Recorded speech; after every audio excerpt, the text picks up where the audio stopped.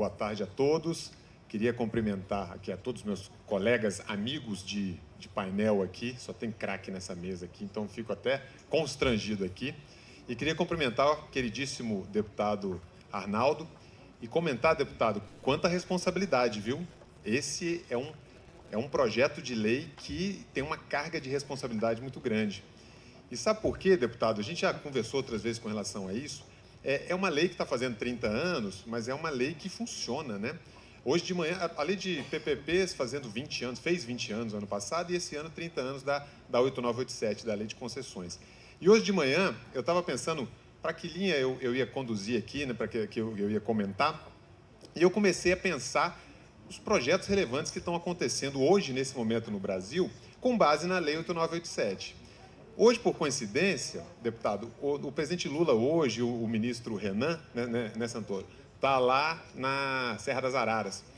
Pessoal, Serra das Araras é uma coisa, lei de concessões, 8987, né, um contrato de concessão, por coincidência de uma associada nossa lá do MOVE, mas assim, é uma obra incrível aquilo ali, né? São mais de 14 viadutos.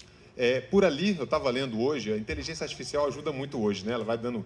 Às vezes ela erra, mas geralmente ela ajuda muito. Parece que pela Via Dutra passa mais de 50% do PIB do Brasil. Passa pela Serra das Araras, né? Que está em obra, uma obra histórica, um desafio de engenharia muito grande, né? É difícil de financiar, difícil, com riscos muito difíceis. Então, veja, está funcionando. Está funcionando. A concessão está valendo, está acontecendo. E aí eu lembrei de várias outras, lembrei inclusive da Via Ápia, naquela obra maravilhosa lá, que é o Rodoanel Norte de vocês, que também é uma coisa incrível. Quem já visitou a obra lá, eu tive a oportunidade de ir lá visitar, é uma obra realmente incrível, disruptiva. E isso traz uma carga de responsabilidade, deputado, o senhor sabe bem disso, muito grande. Então, eu queria parabenizar, porque o senhor vem conduzindo com um brilhantismo enorme. Eu tenho que parabenizar o senhor e o time que o senhor montou. O time da consultoria lá da Câmara é espetacular, espetacular. E todo mundo trabalhando com muita responsabilidade, tentando trazer para a lei ferramentas, instrumentos que já estão hoje consolidados, já existem, já são aplicados, mas muitas vezes eles não estão ainda na lei, a lei é lá de 30 anos atrás. E eu concordo plenamente com o Santoro. O Brasil tem uma modelagem de concessão das mais, talvez a mais sofisticada do mundo, né? A gente já está discutindo coisas aqui no Brasil que não é da primeira página nem da segunda, é da página do 200, 300, nós estamos lá na frente, como é o ponto que você trouxe de receitas acessórias. Acho que a maioria do pessoal aqui sabe, eu venho do setor de aviação, setor de aeroportos. E nos aeroportos, mundo afora, eu falo que aeroporto vive de receita acessória, né? A gente fala, aquilo ali é uma grande receita acessória que tem uma pista no meio que pousa e decola avião. Mas ali se ganha dinheiro, se gera receita com tudo. Dentro do aeroporto, fora do aeroporto, no entorno do aeroporto. Tem aeroportos no mundo que mais de 70% da receita do aeroporto é acessória. Não é mais acessória, né? Já virou principal. Mas são receitas não tarifárias, não aeroportuárias, né? Só que em rodovia nós não temos isso. E aí a gente está numa época, numa geração que tem umas centenas de negócios estão surgindo. Vejam os carros elétricos, veja a internet de alta velocidade, publicidade de todos os tipos, inteligências artificiais, a internet das coisas, o IoT. Quer dizer, tem um turbilhão de coisas acontecendo e hoje as rodovias, muitas vezes, elas não podem explorar muito isso. Eu estava num projeto que eu rodava muito ali no Vale do Paraíba, até antes de vir para o Move Infra, e eu vivia na estrada ali, ora eu vivia ali com a Eco Rodovias na Carvalho Pinto, ora com a Dutra, com a CCR, e eu ficava impressionado, porque eu participava de reuniões dentro do carro, dirigindo, obviamente com Bluetooth, né? Sinal de celular ali, perfeito, nas duas rodovias, ali chegada de São Paulo, né? Perfeito, e eu fazendo reunião, participando de videoconferência, alguma coisa assim, dentro do carro. Olha que negócio incrível para uma concessão rodoviária. Quer dizer, temos um novo mundo, temos novas tecnologias, isso não vai parar por aqui, isso é só o começo, né? E aí, de fato, tadinha, a Lei 8987, com todo respeito a ela não tinha capacidade, há 30 anos atrás, de prever coisas dessa natureza, como nós não temos capacidade de prever os próximos 30 anos. Então, eu acho que aí vem a maravilha dessa coisa. A responsabilidade do deputado Arnaldo, a responsabilidade da Câmara dos Deputados, da consultoria, Agora a gente recebeu uma ótima notícia, vamos fazer uma campanha, o senador Eduardo Gomes, que estava aqui, assumir essa relatoria lá no Senado. Já vamos lançar o hashtag Eduardo Gomes nessa nova lei.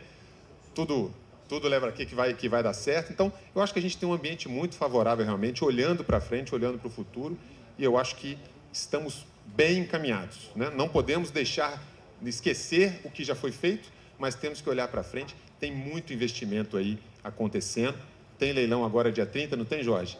BR-040, que é a minha BR, que eu sou de Juiz de Fora, Minas Gerais, eu tenho que sempre falar isso. Sempre quando eu falo, eu tenho que falar que eu sou de Juiz de Fora. BR-040, a gente vai estar lá, que é um outro grande desafio. Precisa de financiamento e precisa de uma nova lei de concessões. Então, acho que é mais ou menos por aí que a conversa caminha. Obrigado, pessoal. Eu queria pegar carona no que o Marcos falou com relação a essa questão dos entes subnacionais, né? Realmente, o governo federal, né, a União e a lei federal, ela é um farol muito grande, né, que dá a linha ali para onde caminhamos. Isso é muito bom, isso tem reflexos muito claros, muito objetivos nos estados e municípios, acabam seguindo aí o que o governo federal está fazendo.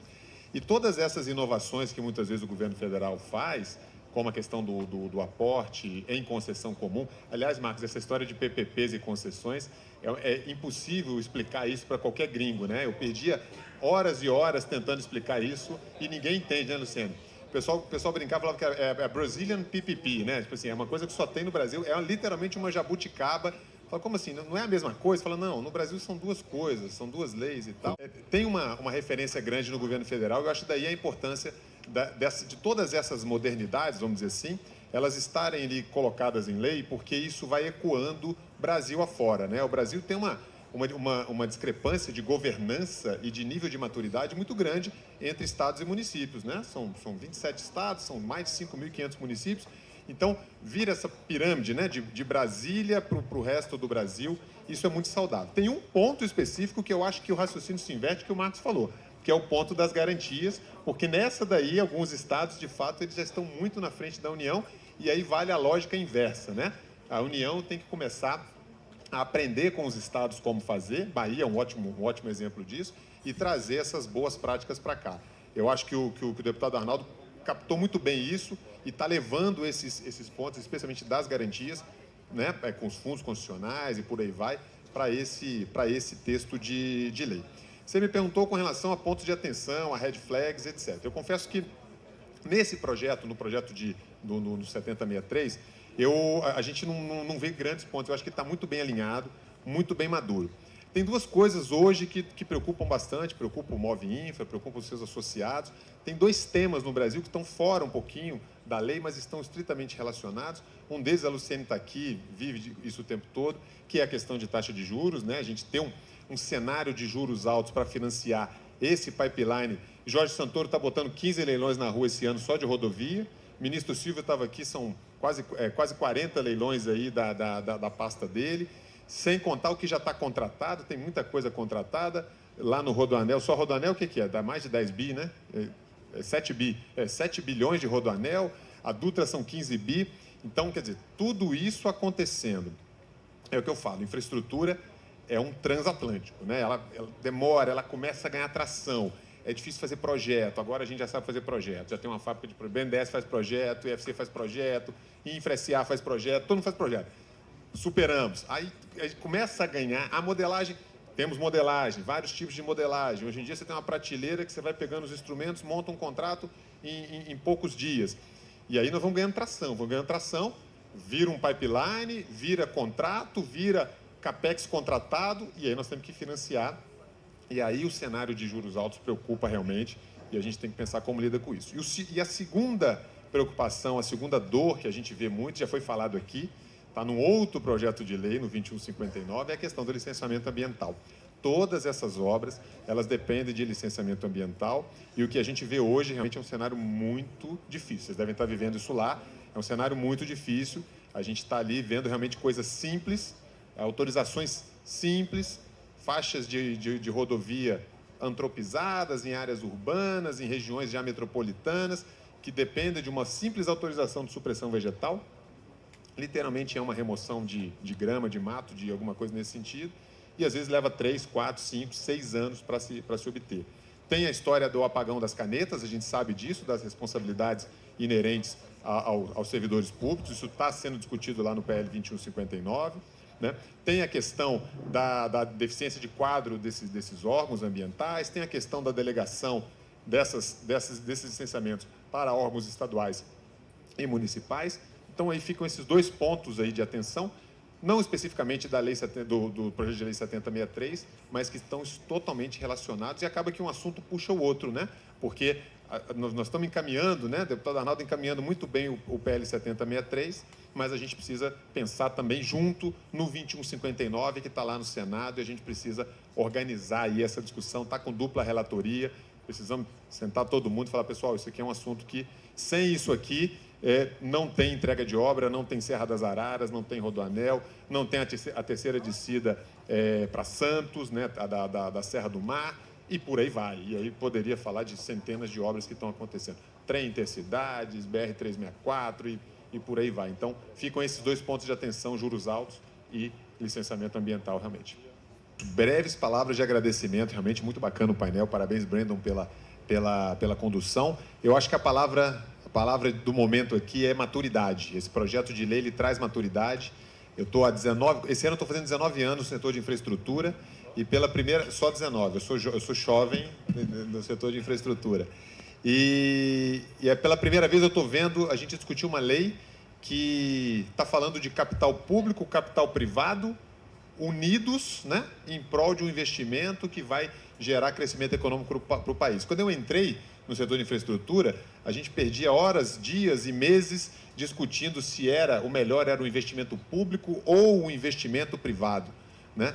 E eu sonhava com um dia e falava, não, pera lá, gente, o Brasil tem tanta necessidade de investimento, tem tudo por fazer nesse país continental, né, que a gente precisa unir capital privado e unir capital público. E veja o que nós estamos discutindo aqui. É aporte, é contraprestação, é concessão com aporte, é PPP, enfim, nós estamos misturando, não interessa de onde vem o dinheiro, interessa que ele seja viável, que a obra seja feita, que a infraestrutura seja feita e que o bem-estar seja gerado para o cidadão, para a sociedade, para o passageiro, para as famílias, para a carga, para o setor produtivo e assim vai. Então, eu trago uma mensagem de otimismo, sou muito otimista, estou muito animado com esse momento do Brasil. Claro que nós temos desafios, mas eu acho que a gente tem aqui um projeto maduro, que traz maturidade, que traz segurança jurídica. Um dos pilares que a gente trabalha no Move Infra é segurança jurídica. Então, parabéns ao time Arnaldo Jardim, deputado Arnaldo e todo o time, que a gente sabe grande por trás disso, e contem conosco, contem com o setor produtivo, para a gente colocar o Brasil aí nesse caminho tão bonito aí do desenvolvimento, da infraestrutura e do crescimento econômico. Pessoal, muito obrigado. Obrigado.